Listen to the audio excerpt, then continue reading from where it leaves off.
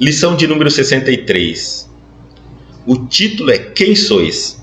Bom, todos nós que trabalhamos ou começamos a trabalhar na caridade ou colocamos na nossa cabeça que vamos seguir o Cristo, vamos ser visitados, observados pelas sombras. Lógico que quem nos observará, quem nos acompanhará, são pertinentes a nossas obras aqui na Terra, né? Ou seja, quanto mais eu incomodar o mal, divulgando ou fazendo bem, mais seremos observados pelo mal. Quanto menos fizermos, menos observados seremos, né? Alguns de nós são tão fraquinhos ainda que uma pequena obsessão nos leva a décadas e décadas livre, longe do trabalho, do serviço social, do amor ao próximo. Nós levamos muito tempo a sair.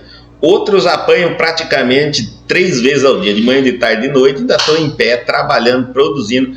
Então, para esses mais fortes, é uma falange diferenciada. Para os mais fraquinhos, um sopro de perturbação, de dúvida, de maledicência já acalma todo o trabalho que temos, a intenção do bem e do amor. Bom, mas o espírito maligno, é o Atos dos Apóstolos, né, no capítulo 19, versículo 15, mas o espírito maligno lhes respondeu: conheço a Jesus e bem sei quem é, Paulo. Mas e vós, quem sois? Percebe-se que as sombras nos identificam pelas nossas obras, né? Ele conhece Jesus e conhece Paulo, porque naquela época já tinha o trabalho de Paulo, mas não conhecia aquele que o interpelava, aquele que conversava com ele. Então ele pede: identifica-se. Ou quer dizer mais ou menos assim: você para mim é um desconhecido, um anônimo, um zero à esquerda, alguém que não faz nada. Nós temos uma ideia, né, de que lidar com as sombras e com o mal basta falar em nome de Jesus. Mas a gente precisa entender que esse em nome de Jesus não nos dá poder que não possuímos. O poder não se delega um ou a outro. Eu não transmito minhas obras a alguém, meu esforço, minha elevação, minhas virtudes, a minha moral, eu não posso transferir como um patrimônio. Cada um de nós tem que construir o seu. É uma estrada individual. Por isso as escolhas que eu faço na minha vida é individual.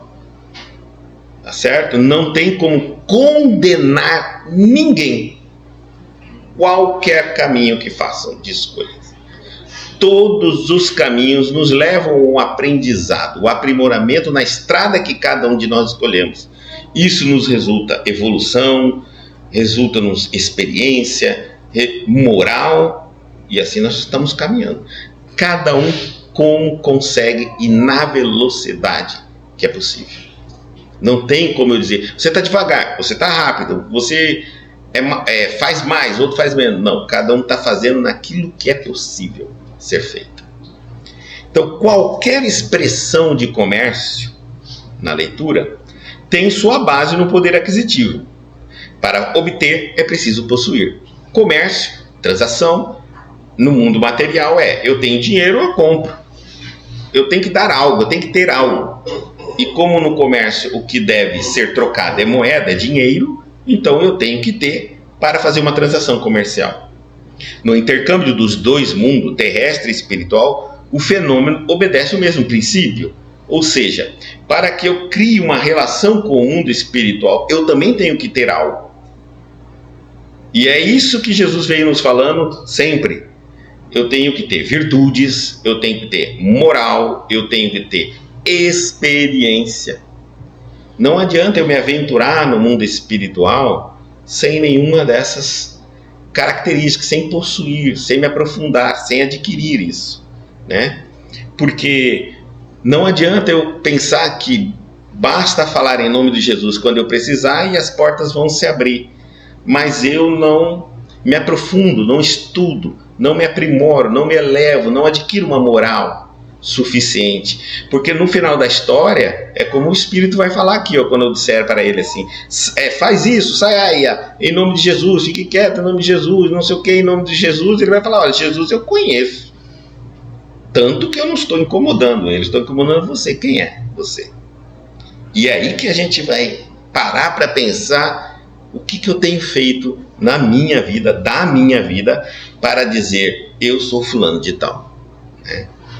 Então, nas operações comerciais de César, requerem-se moedas ou expressões fiduciárias ou efígies de identificações que lhe digam respeito. Ou seja, criam-se a moeda, o dinheiro, o papel que representa aquele comércio, aquela transação.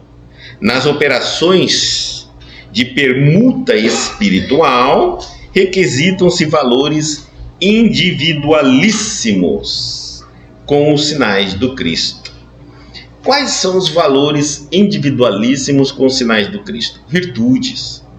Todas as virtudes. Porque a virtude é o bem. E o bem tem um sinal cristão. Ou, digamos assim, um sinal que Jesus apoiou. Deu a vida pelo bem. Aí eu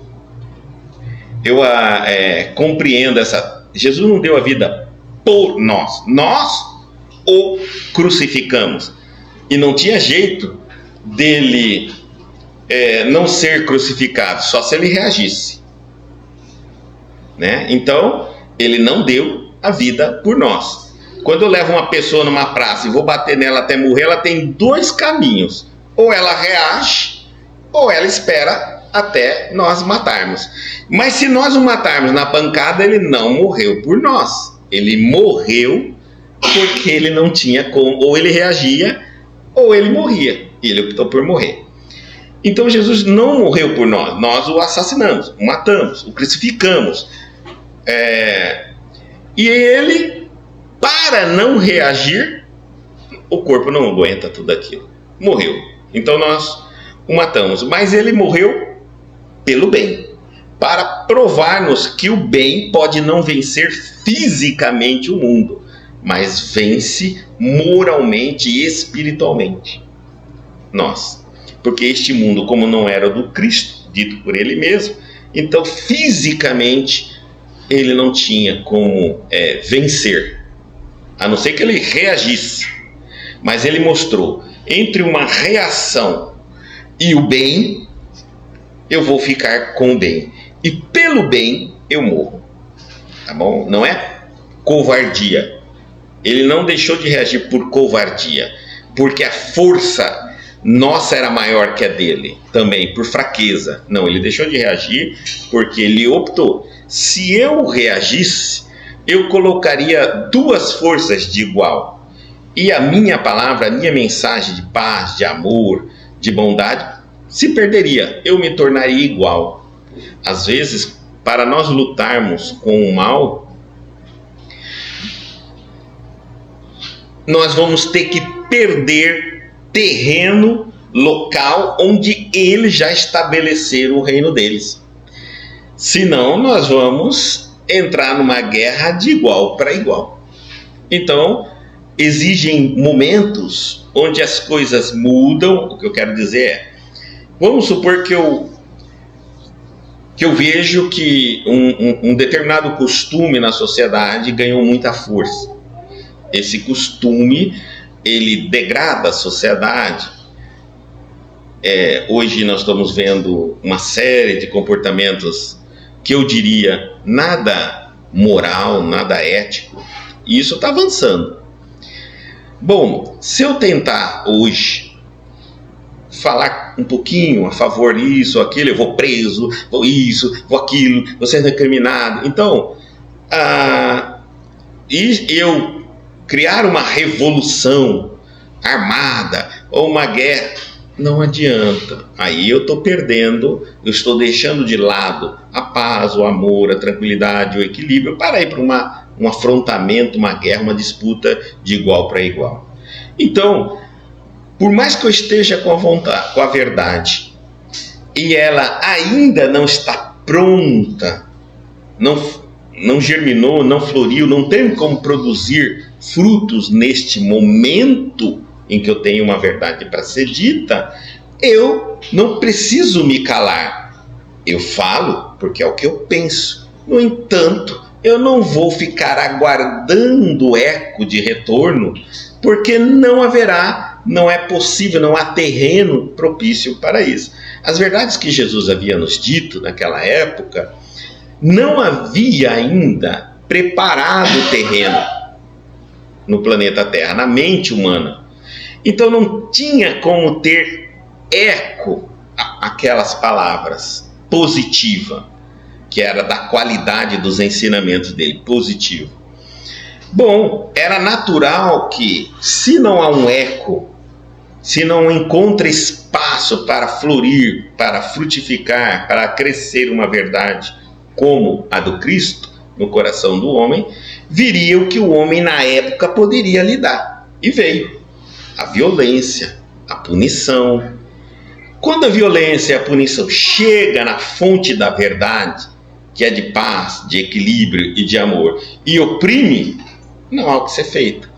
É necessário recuar, tá certo? Ou seja, é como se nós disséssemos assim, o bem: deixe por enquanto o mal tomar conta, sem problema, porque existe um futuro e o amanhã, e as próprias consequências vão ensinar o mal a recuar, né? Ou seja, existe uma estratégia no mundo espiritual muito maior, e aquela não era a última chance nossa. Se não aceitar o mestre, então haveriam de aceitar os que viriam depois dele, falando um pouquinho mais aqui, ali, acá, colar, não tão perfeito quanto ele. Antes haviam de Jesus, antes da vinda de Jesus, já haviam tentado outros falar. Também não haviam conseguido. Jesus veio e também não conseguiu. Partiu e deixou outros vindo falar. Estamos tentando, né, o tempo todo, a gente vê que vira e mexe, estamos tentando até hoje entender essa mensagem que eles nos deixou. Mas se ainda não for o momento, no terreno humano, não haverá eco dessas mensagens. Não é o momento. E quando assim a gente entende, não é partir para a violência, não é partir para o desespero, para a guerra, para a imposição. É saber que tem que esperar o momento certo. Inclusive na parábola das sementes, a gente pode traduzir aquela parábola também como a mensagem do Cristo em momentos da humanidade. E nós vamos enxergar, inclusive, o nosso momento nela. Mas não vamos entrar nela agora, tá? Porque senão alongaria demais em relação à lição. Jesus, ele está dizendo aqui, é o amor. Sim, ele não é lícito aventurar-se alguém ao sagrado comércio das almas. Comércio, aqui, é claro, troca, né? Não é comércio financeiro. O dinheiro de Jesus é o amor. E aí então troca de amor, uma transação onde há atenção, palavra de ensinamento, acolhimento, amor, compaixão. O versículo aqui nomeado constitui benéfica advertência a quantos, para o esclarecimento dos outros, invocam o mestre, como eu acabei de falar, chamam Jesus, em nome de Jesus, em nome de Jesus, sem títulos vivos de sua escola sacrificial. Nós temos que ter uma vida pautada no máximo que nós conseguirmos, na ética, na moral, no bem. E aí então Jesus reforça, quando eu falo em nome de Jesus, eu estou querendo dizer que tudo que eu estou me matando, me sacrificando, lutando para ser de bom, do meu melhor, é em nome desse homem, Jesus, do Mestre. Aí sim, aí eu posso falar que Jesus vem reforçar as minhas virtudes, as minhas boas qualidades. Mas se eu não faço nenhum trabalho desse, de reforma íntima, de bondade, de auxílio, não adianta eu falar em nome de Jesus. É como se eu dissesse que eu estou falando em nome de um homem que tudo que ele ensinou eu não emprego na minha vida. É vazio. Não tem sentido, é um eco. Vazio. O que é que Jesus iria reforçar na minha vida se o mau espírito ou um espírito inferior assistisse-me durante a minha existência na Terra? Ele ia dizer: o que é que você realmente queria dizer em nome de Jesus? Que toda aquela maldade que você fazia era em nome de Jesus? Que todas aquelas iniquidades eram em nome de Jesus? Que toda aquela esperteza sua era em nome de Jesus? Que toda aquela frieza sua era em nome de Jesus? Era isso que você queria dizer quando você fala em nome de Jesus? Então não tem sentido eu estar me referindo ao amor absoluto se eu não me esforço nem um pouco para colocá-lo em prática e dizer que, a mais do que o que eu me esforço de amor, aquele que me ensinou é 1000 vezes maior do que eu. Aí existe uma relação minha com Jesus, senão não tem relação. Por isso ele fala: sem títulos vivos de sua escola sacrificial. Mormente, continuando a leitura, no que se refere às relações com o plano invisível, mantém-de cuidado por evitar afirmações a esmo. É importante eu entender essa afirmação a esmo. Algumas entidades na sombra, algumas entidades ainda não muito evoluídas, elas riem de nós quando nós, no desespero por medo delas, ou por medo de alguma coisa, ou por sofrimento, apelamos naquele determinado momento em nome de Jesus. Você já viu? A gente parece às vezes saía aqueles memes que pegava o bandido roubando, aí estava dentro do camburão, hora fechando, e o ladrão, a hora que o policial ia fechar o camburão, ele estava lá: por favor, por favor, por favor, chorando, lembra? Assim, e aquele virou um meme na internet. Que na hora que você é pego, aí tem nome, por favor, até Jesus, em nome de Deus, para não levar ele. E às vezes nós nos parecemos isso, que a gente não liga pro Cristo, para Deus, para a vida, para as consequências. Mas na hora que a coisa aperta na nossa vida, aí a gente fica: em nome de Deus, em nome de Jesus, por favor. Então, ele está dizendo: cuidado, né? Por quê? Para que você não vá começar a fazer afirmações a esmo, pelo desespero, pelo medo, pelas consequências da sua vida. Não vos aventureis a um movimento sem o poder aquisitivo do amor de Jesus. Qualquer, não só o movimento de lidar com o mundo espiritual, mas qualquer movimento que eu faça no bem, eu tenho que estar certo de que Jesus é o meu mestre e eu tenho que aprender com ele. A minha fortaleza, a minha proteção está diretamente ligada ao que eu já adquiri na minha vida, o que eu faço da minha vida e quem eu sou na minha vida. Jesus não me dá o a mais, ele só fortalece o que está. É mais ou menos assim. Vou comparar aqui para a gente entender. Se eu não coloco uma grade na minha janela da minha casa e digo: Jesus vai me proteger, o ladrão vai entrar. Mas se eu colocar uma grade na minha frente, na minha janela, mesmo que ela seja um pouco fraca, talvez é possível atuar Jesus, fazendo o ladrão desistir de ter que arrancar a grade. Mas sem a grade, então eu tive que fazer a minha parte em casa. Se eu colocar um cachorro, já fica mais difícil, porque aí o ladrão tem que ou matar, ou prender o cachorro, dar um jeito no cachorro e aí arrancar a minha grade. Quanto mais proteção eu cuido, coloco em minha casa, é mais fácil o mundo espiritual protegê-la. Ele pode acionar uma dessas proteções simplesmente colocando na cabeça do bandido: não é melhor se assaltar uma casa sem nada disso? Essa aqui vai te dar trabalho, vai perder tempo.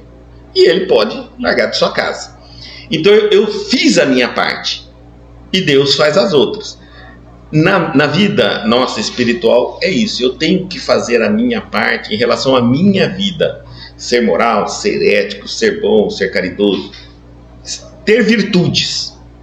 E eu não vou conseguir me tornar santo numa única existência. Isso é impossível. Mas o pouco de esforço que eu estou fazendo para me elevar, para me aprimorar, para seguir o Cristo, isso pode ser utilizado nas relações com o mundo espiritual como uma fortaleza para mim, uma proteção. Então vejamos que, vamos supor aqui, que um espírito venha fazer, um espírito não muito evoluído, um irmão nosso, venha fazer algo de ruim para nós. Se ele encontra eu no esforço da bondade, do bem, da reforma íntima, o meu benfeitor pode até dizer para ele: olha, não é mais fácil você procurar um que nem liga para isso, que está aí levando a vida dele de qualquer jeito? Você tem certeza que você vai perturbar essa pessoa que está o tempo todo ventilando bem a caridade, o amor, estudando, fazendo reforma íntima? Eu acho que você não está sendo muito inteligente. E o espírito obsessor vai falar: mas é verdade, tem tantos aí, é melhor eu obsediar os outros. Pronto, compreenderam? Então, quando eu dou algo, o que ele quer dizer é o seguinte: eu preciso ter algo que me credencia ao Cristo, aí poder dizer em nome de Jesus. Teria que ter um merecimento, que é o que me credencia. Seja o merecimento de esforço, o merecimento de algumas conquistas, o merecimento do trabalho que eu faço. E aí isso pode ser levado em consideração na hora da proteção. O que não dá, eu estou com a minha casa aberta, a porta aberta, a janela aberta, e aí eu falar: em nome de Jesus não vai entrar ladrão. Ah, vai mesmo, vai entrar, porque não é o que é possível, né, num mundo onde se predomina o mal. Até porque se não entrasse na sua casa, que não tem janela, não entraria em nenhuma casa. Por que Jesus escolheria a sua? Tá certo? Para não entrar o ladrão, né? Continuando a lição, não vos aventureis ao movimento, já falamos, sem o poder aquisitivo do amor de Jesus. O mestre é igualmente conhecido de seus infelizes adversários. Até mesmo aqueles que se colocam contra Jesus sabem quem é Jesus. Aliás, gente, isso é uma coisa muito interessante. Os nossos inimigos só são nossos inimigos porque sabem quem somos nós, né? Ninguém liga para um cachorro morto. Se alguém começa a te chutar, se alguém começa a perseguir, se alguém começa... é porque você o está incomodando. Até mesmo que você não queira. Na palestra que nós colocamos, Educando a Sinceridade, vai falar sobre isso. Já está colocada, a última que nós colocamos essa semana. É a projeção. Até mesmo eu posso não estar fazendo mal a ninguém, mas as pessoas, alguém pode enxergar em mim uma projeção dela.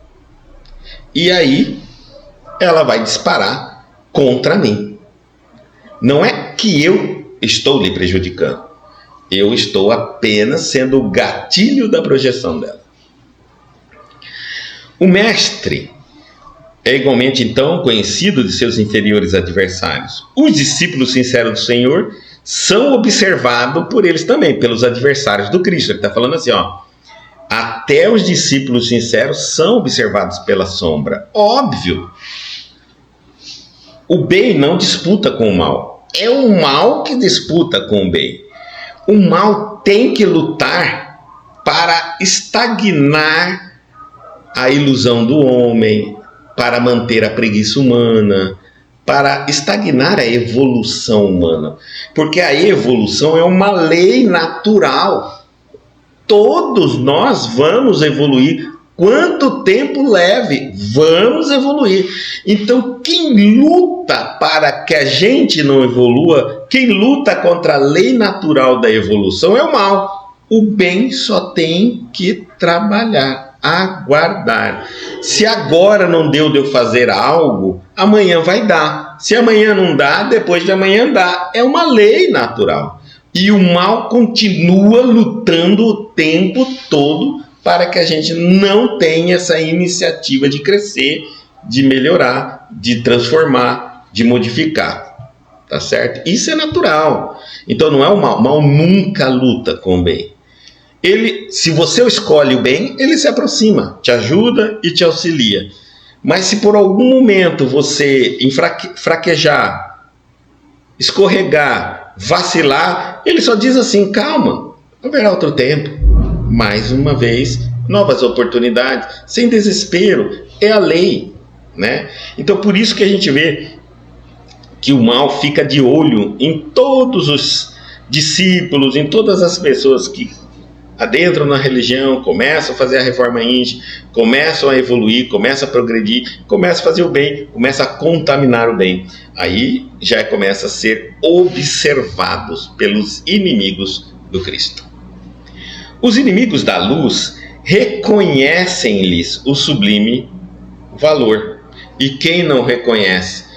Todo inimigo das sombras sabe que Jesus é um oponente invencível, mas que seus seguidores lhe dão uma margem de tempo para ser interpolado num processo ali, para receberem uma influência das sombras e se desvirtuar, cair pelo caminho, vacilar no caminho. Isso eles sabem, mas até um ponto onde ele alcança uma relação mais profunda com o Cristo, também ele sabe que agora a coisa ficou muito mais difícil. Todos os inimigos conhecem os seus adversários, senão não seriam inimigos, não daria nem para começar. Então o inimigo, ele estuda os adversários, a sombra estuda o bem. Parece que não, os espíritos estudam o livro dos espíritos, o evangelho segundo o espiritismo, eles conhecem a Bíblia de cor. Tem espíritos que podem sentar aqui e conversar com nós. A opção pelo mal não é pela ignorância somente, é por uma opção de escolha, egoísmo. Ele usa da própria inteligência para dominar multidões.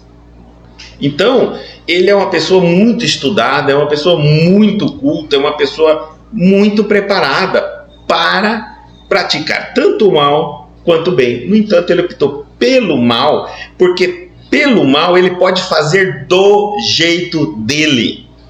Compreenderam por que o egoísmo? Porque o que torna uma pessoa tão inteligente, tão culta, tão entendendo das regras do mundo espiritual, da Bíblia, da Escritura, seguir o mal? A gente pergunta assim.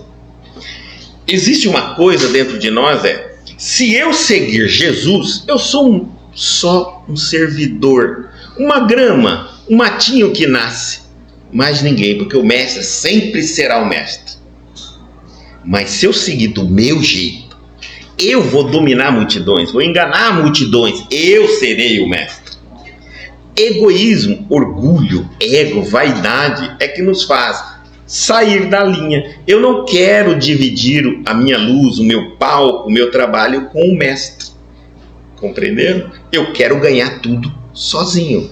Aí, e além disso, quando eu sigo Jesus, tem regras. Eu não posso ganhar dinheiro, ficar rico, se eu estiver servindo Jesus. Mas eu sou materialista, apesar da minha inteligência, apesar do meu estudo e da minha cultura. Então eu preciso comercializar a religião, a esperança das pessoas, a enganar. Se eu fizer isso com Jesus, não vai ter jeito. Então é por isso que eu não sigo Jesus. Eu não quero patrão, eu não quero mestres, eu não quero ser humilde, eu não quero servir, eu quero ser servido, eu quero ser rico, eu quero ser poderoso.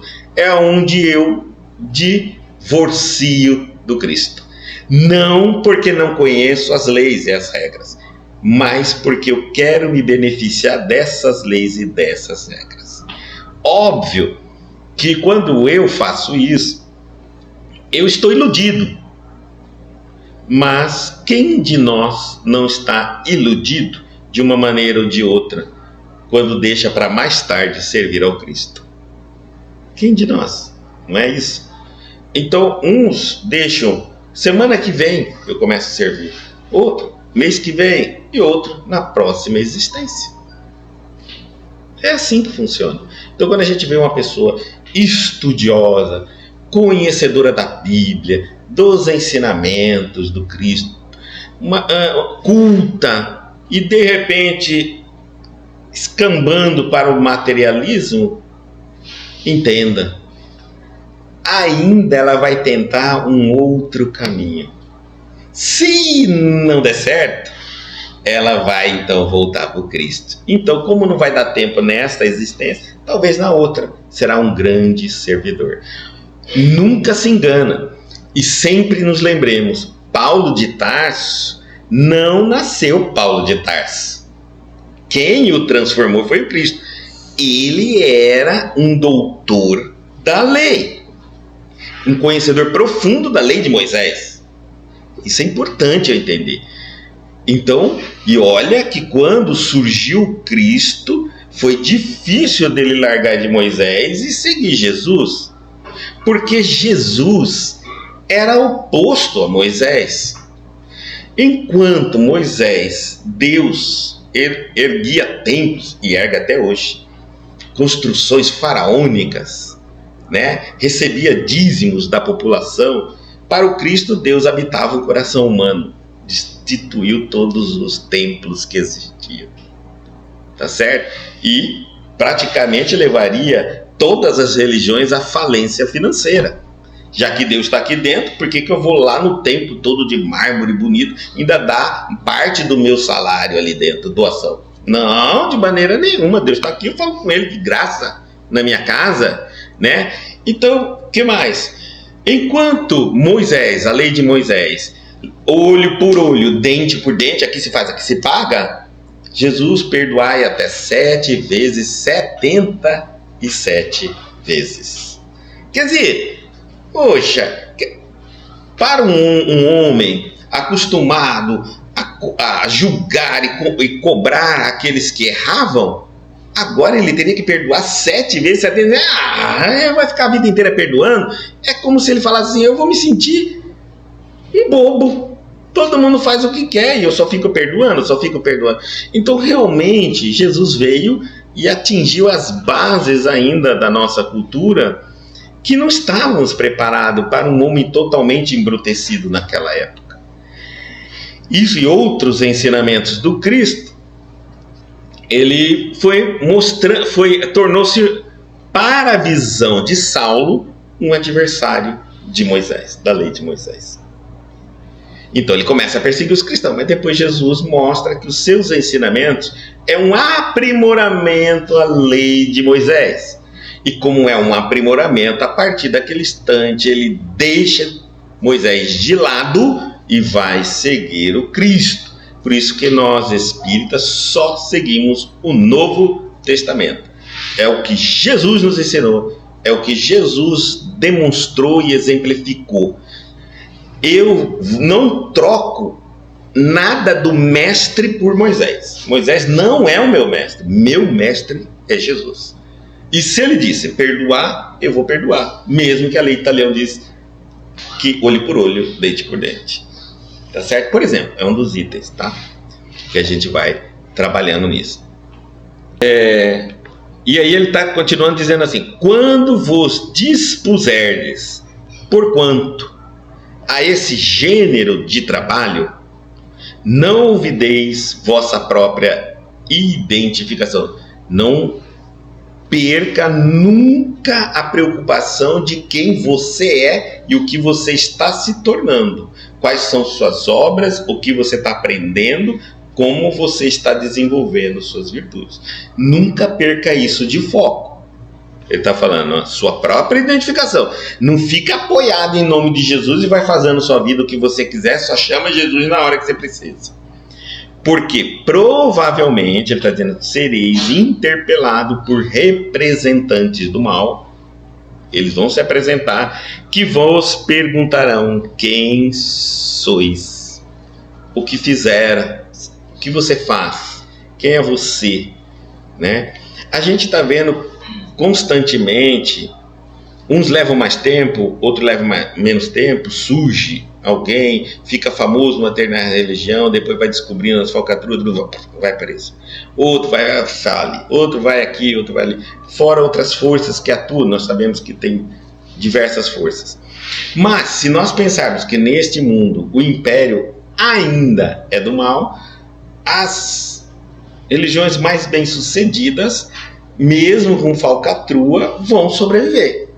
Num mundo onde é muito fácil negociar liberdade, etc, etc. Então nós estamos vivendo num mundo ainda que é o paraíso do mal. É importante o bem entender isso, porque senão a gente cria aquela ilusão de que eu sendo bem, fazendo bem e servindo ao Cristo, eu vou ter uma vida de flores na terra. Impossível!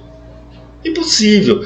Neste mundo não é o reino dos céus ainda. Será. A ideia de Jesus é implantar no planeta Terra, mas não é. Portanto, nós não veremos o bem, por enquanto, bem sucedido no planeta Terra.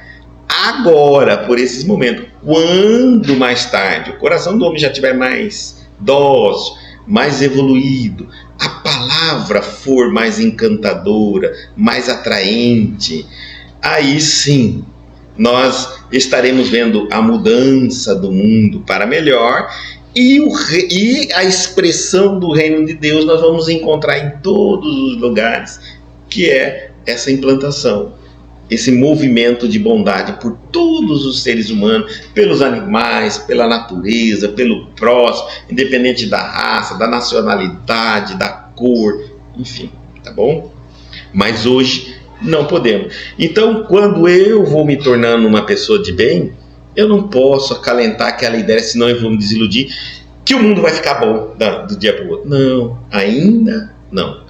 Mas você pode fazer o seu mundo íntimo um mundo de paz, de amor, de tranquilidade, independente do mundo lá fora. Isso nós não podemos comandar. A Paula também entrou, Maíra entrou também. Sejam bem-vindas. E antes que um espírito, eu digo assim, antes que as sombras, vamos colocar aqui um pouquinho de psicologia transpessoal, vamos retirar que essa pergunta venha de fora. Porque quando ela chega de fora, é que entala e a gente vê que a coisa está feia na nossa vida. Então eu não vou esperar isso acontecer, vou usar a inteligência. Eu vou me perguntar, antes que alguém me pergunte, quem sois você? Jesus eu conhecia, Paulo eu sei quem é, e você? Quem sois? Então antes de eu ser indagado pelas sombras, eu vou perguntar para mim mesmo, porque nós também já somos um ser que já temos conhecimento das escrituras, temos vários conhecimentos. Então eu posso dizer claramente para mim mesmo, olhando no espelho, Jesus, eu sei quem é, sei quando nasceu, sei o que aconteceu com ele, sei a missão dele. Paulo de Tarso, sei quem é. Mas e eu, quem sou?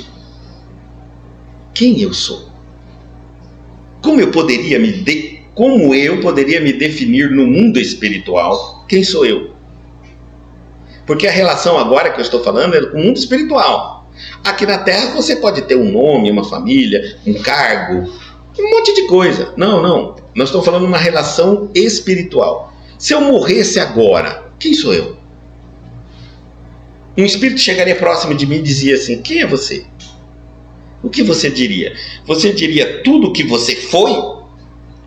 Mas aí você está falando mesmo, você foi. Você diria que tudo que para o espírito, para justificar você, você diria tudo que você foi antes de morrer? A pergunta é quem você foi? Quais são as suas obras? Qual o seu trabalho? Qual o seu aprimoramento? Quais suas virtudes? Qual o seu aprendizado?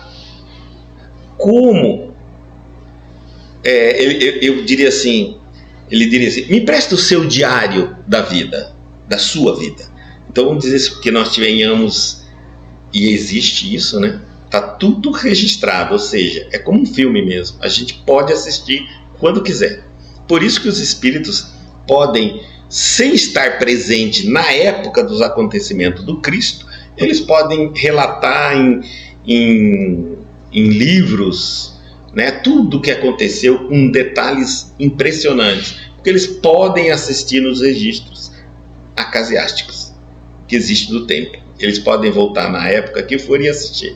Então, a ideia é, e você, quem foi? Então, agora eu vou pegar o meu diário e vou ler o que eu fiz da minha vida, espiritualmente.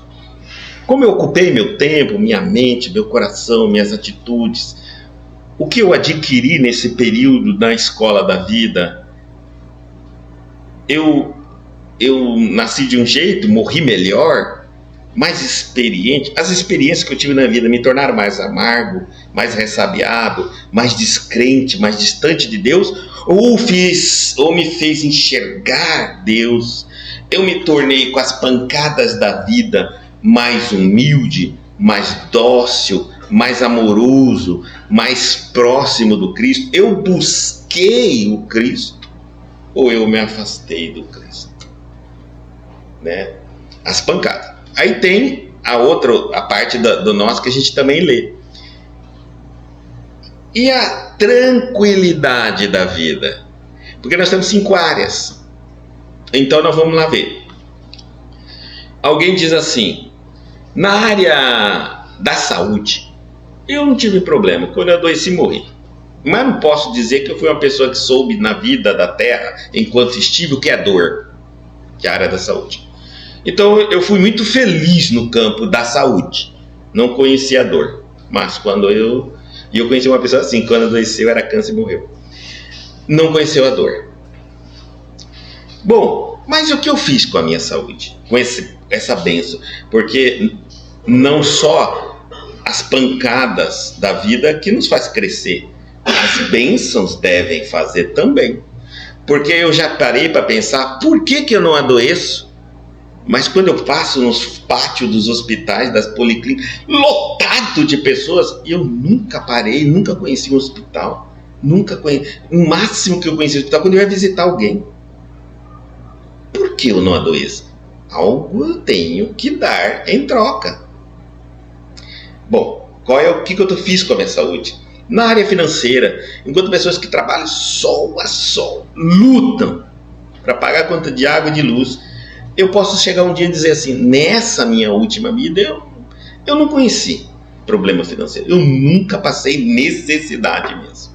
Eu posso não ter tido meus aviões a jatos, meus helicópteros, conheci da Europa e o mundo todo. Mas tudo que eu quis, tudo que eu pude, tudo que... Nunca me faltou comida na geladeira, nunca faltou dinheiro para pagar minha luz, minha água. Mas o que eu fiz com isso? Usei só para mim? Então são esses diários, eu vou lendo esses diários. Eu leio o diário das pancadas e das pauladas. O que eu fiz com as pancadas, as pauladas, as dificuldades da vida. E o que eu fiz com as coisas boas da vida. Por quê? Porque antes que inclusive eu leio primeiro o diário das coisas boas da vida. O que eu fiz com as coisas boas da vida? Em mim, a nível espiritual. Se eu me tornei um ser humano melhor por ter o conforto da vida que eu tive, ou fiquei na mesma, ou até pior. Tá certo? Aí que eu vou para as pancadas da vida. Porque se eu começar a ler as pancadas da vida, imediatamente eu já vou falar, é por isso que eu não fiz, é por isso que eu não caminhei, é por isso que eu não estudei, é por isso que eu não evoluí, é por isso, tá vendo? Por isso. Então antes do por isso, primeiro eu vejo as coisas boas. Aí quando eu vejo as coisas boas, porque a gente só vai se conhecer, não é nos momentos difíceis, é nos momentos fáceis da vida. Fazer caridade passando necessidade é fácil, porque você está sabendo o que é dificuldade. Agora, fazer caridade quando você não precisa de nada, se preocupar com seu irmão, pensar, dormir pensando, e fulano está passando fome, Beltrano está doente, ciclano, essa preocupação, porque você não conhece ela, isso é amor. Isso é amor. Isso é se identificar com o sofrimento alheio sem necessidade de passar por ele. Compreenderam? Eu pensar no problema dos animais sem criar nenhum é maravilhoso. Agora, você se preocupar com animais porque você também tem? Eu diria que é a pessoa que acredita nos espíritos e não é vidente. Nunca viu um. Nem é médium. Nem arrepio sente. E acredita nos espíritos. Isso é fé.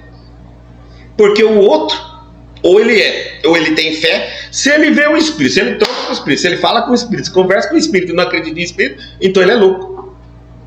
Qual é o título que ele quer? Louco ou fé? Ele é obrigado a ir pela fé. Ele não tem querer. Ele vai ser obrigado. Então, tudo que você faz de livre e espontânea vontade, não por dor, não por obrigação, isso é amor. Compreenderam? Então, por isso que você vai ler primeiro as suas facilidades de vida. E aí você vai saber quem você é. Por exemplo, eu tive dinheiro, mas nunca dividi com ninguém. Tá vendo? Esse é você. Agora, se você era egoísta e não tem dinheiro, você vai dizer simplesmente: é porque eu não tive, se eu tivesse, eu ia dividir. Compreenderam? É na fartura do que quer que seja da sua vida, é no conforto.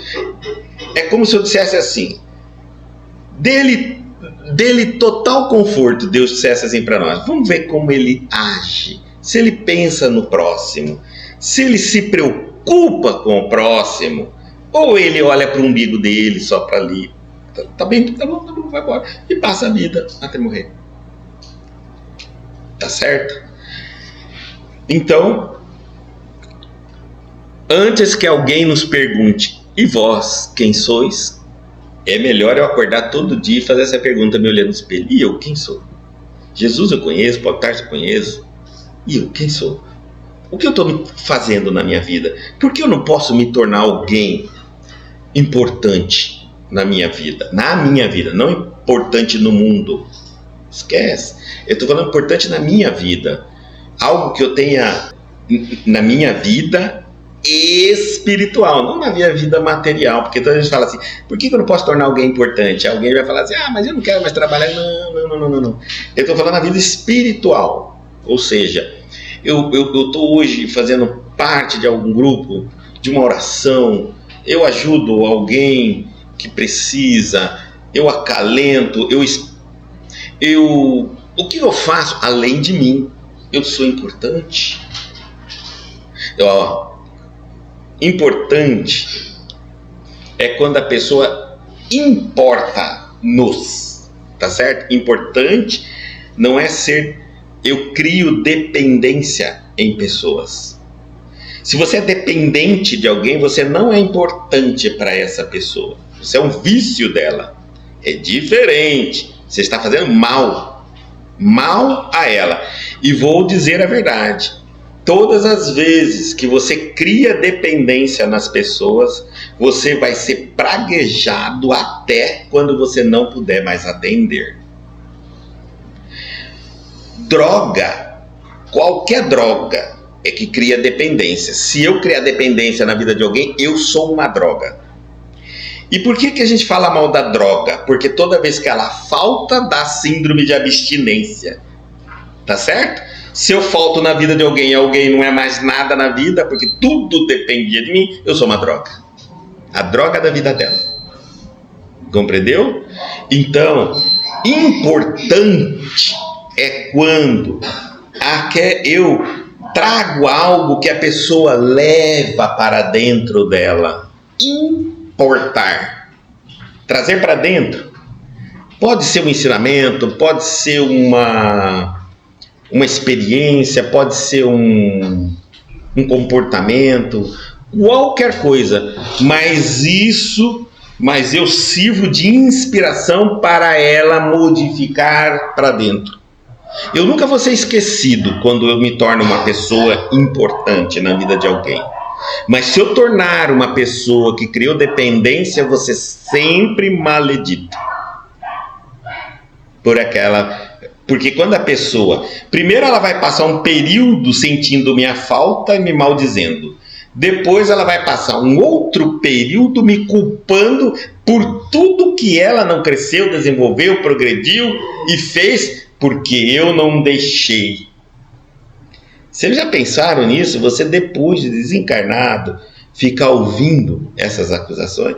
Então, nós nunca devemos criar dependência para não nos tornarmos a droga da vida de alguém, em qualquer nível de relação. Por que estamos falando tudo isso? Porque nós queremos nos tornar alguém importante.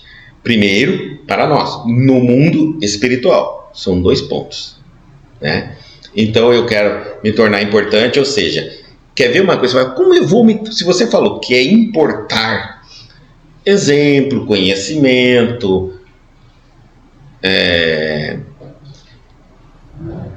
opinião, né? Como eu posso me tornar então importante para mim mesmo? Quando eu me reconheço que eu sou uma pessoa, por exemplo, brigona, vamos colocar assim. Vamos colocar um exemplo aqui. Eu sou brigão, estourado, todo mundo já falou isso. Eu cheguei à conclusão. De repente, eu li um personagem estudando Cristo, li um personagem, os ensinamentos de Jesus, eu sei lá. Em algum momento do meu estudo, da minha reforma íntima, eu startou uma ideia, uma força de eu me transformar numa pessoa mais calma. Então, eu me transformei numa pessoa mais calma. E eu construí o valor daqueles ensinamentos. Eu conheço a estrada da onde eu estava para onde eu vou chegar. E cheguei numa pessoa mais calma. Eu era violento, brigão, me tornei uma pessoa calma.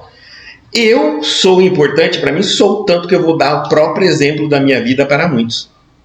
Eu vou ser aquele que absorver o exemplo de mim mesmo para a minha própria vida. Por isso eu vou ter orgulho de falar, eu era brigão, eu era estourado, pergunte para meus filhos, pergunte para minha esposa. E a hora quem eu sou agora? Pergunte a eles. Então eu sou importante para mim, viu? Eu começo a reconhecer que as obras que eu estou fazendo na minha vida espiritual é imensamente maravilhosa e importante, porque eu sinto que estou melhorando, estou melhor. É isso que é ser importante para si mesmo. Tá bom? E vou ser importante para os outros a partir do momento que os outros pegarem de mim o exemplo, pegarem de mim o comportamento, o ensinamento e se transformarem também. Estarei sendo importante. Mas se eu não começar por mim, porque ele veio depois da parentela, de família, né? Agora nós vamos entender o que a espiritualidade quer dizer. Independente da tua família, da tua origem, do seu código genético, você tem que se tornar alguém. Não vai viver nas sombras, nem do bem nem do mal que a família projeta em cima de você, né? Você tem que ser uma árvore para cresça para projetar sombra, tá certo? Então é isso que ele quer dizer. Mas esse crescer não é material, é espiritual. Às vezes nós viemos de uma família muito simples, de entendimento, de conhecimento, da espiritualidade. Mas isso não nos impede de nos tornarmos uma árvore e dar sombra a milhares de almas e dar frutos para alimentar milhares de outras almas. Nada nos vai. Está aí Jesus, filho de Maria e de José. Então, mostrando para nós que sempre vai ser assim. Você talvez só vai saber se é uma árvore frutífera, boa, se você investir na sua vida espiritual, né? Na sua espiritualidade. E esperar que alguém vai chegar e vai dizer: você tem uma missão, a sua missão, desde quando nasceu, é se tornar uma árvore independente da sua família e da sua parentela, até o ponto de albergá-los também, se precisar de alguém, de um auxílio, de um socorro, né? Até o ponto disso.